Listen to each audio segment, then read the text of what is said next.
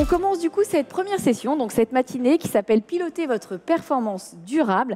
Et donc j'appelle pour commencer Philippe Berland qui est CEO de La Redoute. Il va nous partager ce matin l'histoire pleine de résilience de la marque.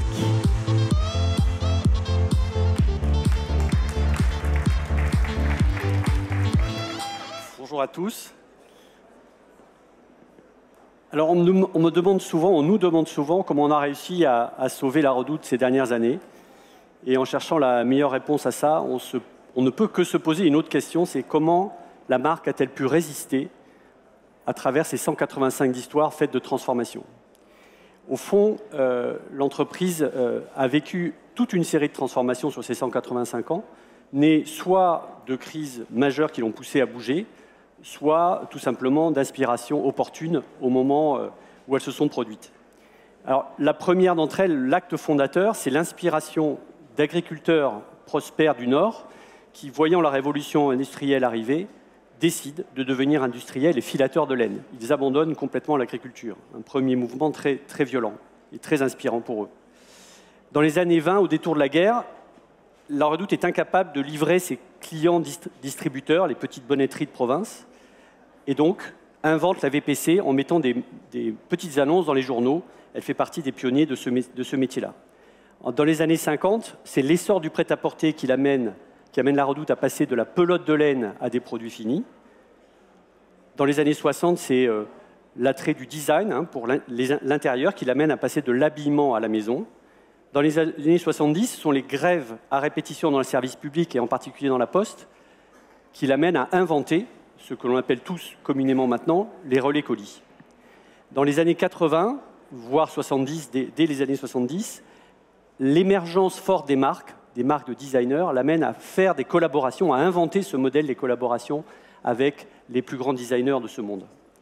Dans les années 90, au fond, La Redoute est devenue un distributeur du chic parisien partout en France, même dans les villes les plus reculées. Et dès les années 90, s'initie au digital, même dans les années 80 avec le Minitel. Voilà. Dans les années 90, au fond, en revanche, deux grosses menaces arrivent dans le paysage de La Redoute. La première, c'est l'expansion des réseaux de magasins des grandes marques de mode qui, évidemment, descendent dans des agglomérations de plus en plus petites et amènent cette mode au plus près des gens. Et la deuxième, c'est évidemment l'émergence d'Internet qui rend son métier de VAdiste commun. Toutes les marques peuvent devenir VAdistes via Internet. Et donc, les deux éléments qui en faisaient l'unicité deviennent caduques. Ça amène La Redoute dans une impasse. À ce moment-là, l'entreprise a du mal à se réinventer, a du mal à prendre les décisions, finalement, est assez déconnectée de ce qui se passe et reste dans ses certitudes. Cette impasse, elle se matérialise tout simplement le 21 mars 2014.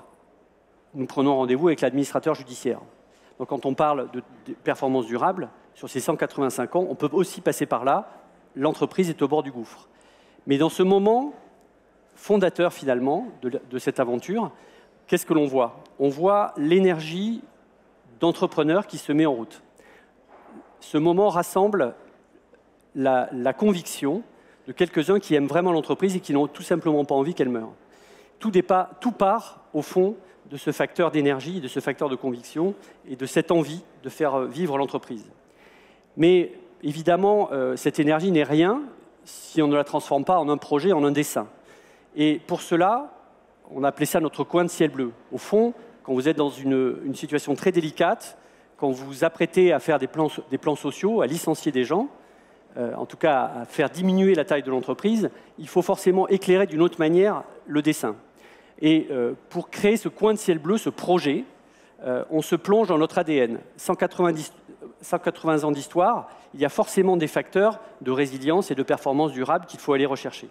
Les trois que l'on identifie, sur lesquels on va s'appuyer, c'est la capacité de l'entreprise à être proche de ses clients, à tisser du lien, à les comprendre, la capacité, comme elle l'a toujours fait, d'être créateur, designer, et donc de s'appuyer sur les tendances créatives qui lui laissent une capacité, ou en tout cas une aptitude à être vraiment proche de ce qui se passe dans les familles et chez ses consommateurs.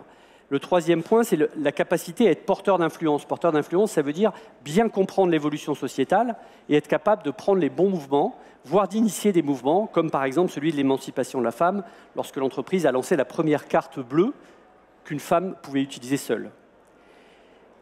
Au fond, cet ADN nous permet d'imaginer aussi une mission pour l'entreprise. Au fond, si vous voulez embarquer les gens, si vous voulez fédérer les équipes, il faut donner ce coin de ciel bleu à travers une mission.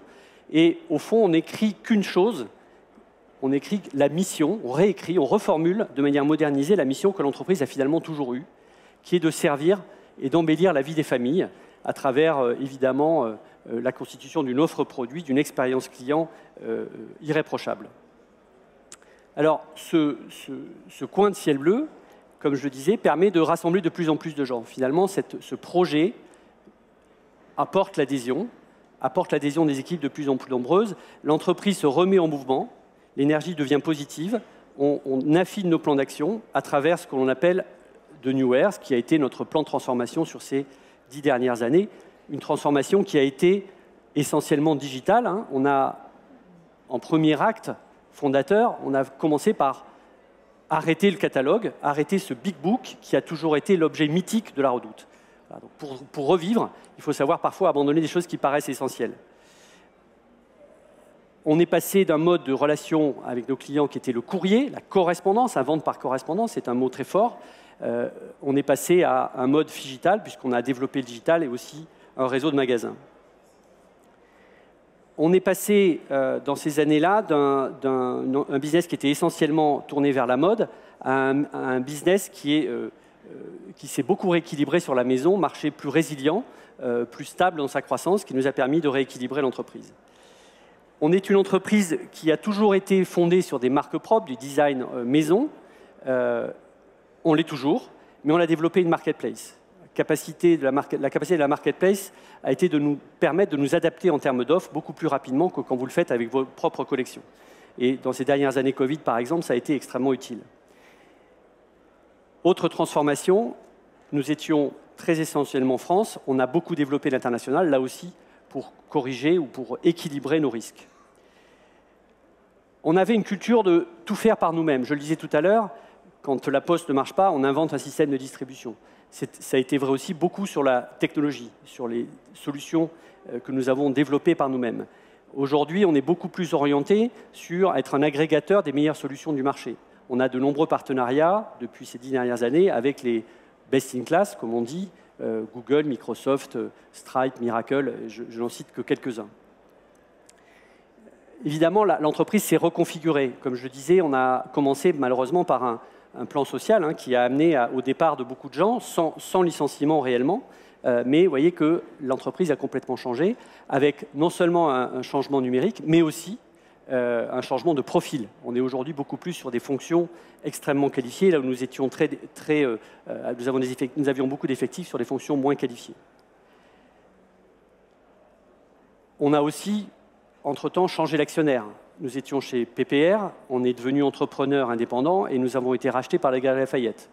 Ironie du destin, vous voyez, on passe de PPR Printemps à Galeries Lafayette. On a juste changé de rue presque. Voilà, et ça, c'est l'objet qui, finalement, matérialise tout ça. On était un catalogue et aujourd'hui, on est finalement une application qui reste proche des gens. Avant, on était sur la table basse du salon. Aujourd'hui, on est dans la poche près du cœur de nos clients. Alors, finalement, vous voyez que cette transformation, cette dernière décennie de transformation, elle a bouleversé complètement l'entreprise. On n'est plus du tout les mêmes. Qu'est-ce qu'on peut se dire? Sur quoi on s'est appuyé pour faire ça? Alors, j'entendais tout à l'heure parler du mot VUCA. Quand on regarde un peu la littérature des sociologues, on n'est plus dans un monde VUCA, on est dans un monde banni, qui est la version exacerbée de ce monde VUCA. Donc, on parle de brittle, c'est-à-dire fragile. On parle d'anxiété. On parle de choses non linéaires, finalement. La cause et l'effet, on ne sait plus trop bien les lire. Et on est sur un monde qui est finalement incompréhensible. Une fois qu'on a dit ça, on est bien avancé. Et que faire? Il me semble que la moindre des choses, c'est de développer une vigilance extrême sur beaucoup de choses. Notamment, à 3 niveaux, c'est ce qu'on s'est attaché à faire en relisant ces dernières années. On s'est attaché premièrement, à être vigilant sur le choix du sommet. quelle ambition avoir pour l'entreprise? Quelle ambition pour la transformation? Être à la hauteur des enjeux sociétaux, du changement de comportement des consommateurs. Il ne faut pas se rater sur ces changements, il faut bien les lire. Et ni trop haut, ni trop bas. Parce que si vous visez trop haut et que vous ne savez pas faire, vous n'êtes pas plus avancé. Et pour ça, pour bien ajuster la barre, finalement, il faut rester connecté. De tout temps, l'entreprise a été connectée avec les tendances créatives. Je le disais, nous sommes des designers. Tous les 6 mois, on lit les tendances créatives en mode, en maison. On a rajouté une veille extrêmement importante qui est la veille tech. On en parlait à l'instant. Et beaucoup d'équipes, on a demandé aux équipes d'être beaucoup plus curieux qu'ils ne l'étaient, de se tourner vers l'extérieur, de rencontrer beaucoup de startups, d'être alimentés par ce qui fait l'air du temps aussi, la technologie. Celle-ci apporte beaucoup d'opportunités, il ne faut pas les rater. Et enfin, le dernier point où on a développé une connexion particulière, c'est d'écouter les jeunes. On a lancé un sparring board qui rassemble des leaders jeunes, des jeunes leaders de moins de 30 ans de chaque fonction d'entreprise, et en les constituant avec des promotions tournantes, en une forme de board, pour les écouter, pour écouter leur approche et leur lecture de ce monde, challenger l'approche de l'entreprise et finalement s'enrichir à leur contact pour bien mieux lire le monde. La deuxième chose où il faut être extrêmement vigilant, c'est de choisir ses combats. Une fois que vous êtes donné votre sommet, il faut savoir par quelle route l'atteindre. Et là, le monde banni intervient tous les 6 mois, tous les 3 mois peut-être. Il se passe quelque chose de nouveau qui vous amène à vous reposer la question de est-ce que j'ai bien choisi la bonne roadmap? On sollicite les collaborateurs, on génère beaucoup d'idées, il faut gérer la frustration parce qu'évidemment, vous ne pouvez pas toutes les mettre en œuvre. Et donc voilà, il faut gérer à la fois la génération d'idées, à la fois la priorisation, le choix, et être extrêmement clair avec nos collaborateurs, mais en tout cas, en permanence s'aligner, être adaptable. Le troisième élément, et ce n'est pas forcément une surprise, c'est l'exécution. Une fois que vous avez fait tous ces choix de projets, vous aviez de multiples possibilités. Celles que vous choisissez, il faut les délivrer. Ça passe par une exigence sur l'exécution.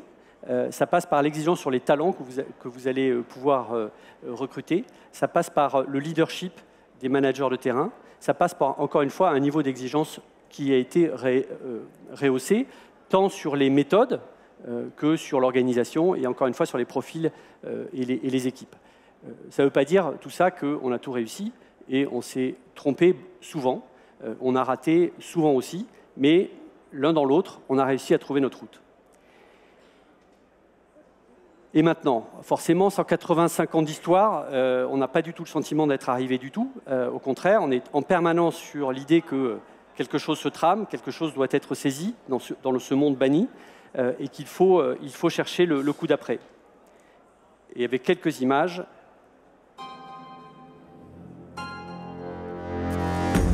We are La Redoute, the perfect blend of fashion and home products, inspiring online shopping experience and stylish stores, rooted in France and growing around the world. We are what we believe. We believe in creativity, and we act every day to bring beauty to families' lives. We believe in excellence, in creating, selecting, and delivering quality products. We believe in technology to offer the best shopping experience to our clients, from start to finish. We believe in our children's future, and we believe in action. So we sincerely work on drastically reducing our carbon footprint. And to go further each day, we believe in our customers, our partners, and most of all, in our talents. We believe in what we are. We are La Redoute.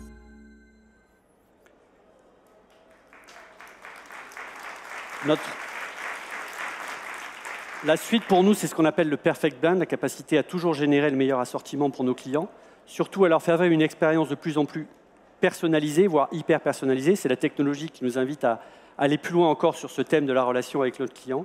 Et enfin, le défi de la révolution carbone, la décarbonation, qui va forcément énormément challenger notre business model.